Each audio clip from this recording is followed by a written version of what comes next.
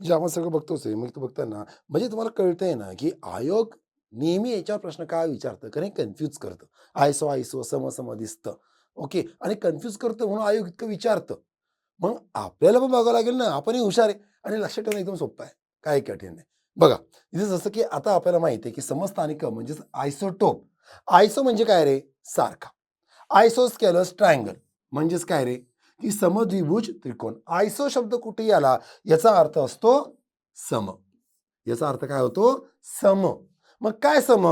दुसरं अक्षर घेतलं, आयसोटोप. आयसोटोप. प म्हणजे कोण रे? प्रोटॉन. म्हणजेच कोण? इलेक्ट्रॉन. म्हणजेच कोण? Atomic number. अणुक्रमांक.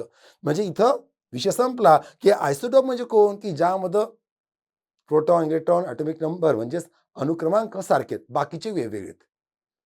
बाकी न्यूट्रॉन आणि ॲटॉमिक मास नंबर वेगळा असणार. मग तेच समन्यूट्रॉन म्हणजे आयसोटोन. आयसोटोन. आयसो कोण? सारखा कोण? बाकीचे डिफरंट आहेत. किती सोपं आहे. मग राहिला प्रश्न आयसोबारचा. बार म्हणजे काय रे? वजन, वस्तुमान जे सारखं असतं. काही कठीण आहे का? आणि हे 2 आले तर बाकीचे लक्षात राहतातच. आणि म्हणून आयोगाने पुढच्याच विचारलं तर तुम्हाला यायलाच पाहिजे. कळतंय? आणि तिथंच तुम्हाला कळतंय की आपण कसं करतोय आणि हेच करताना तुम्हाला पुढची एक्झाम्पल्स पण बघायची आहेत.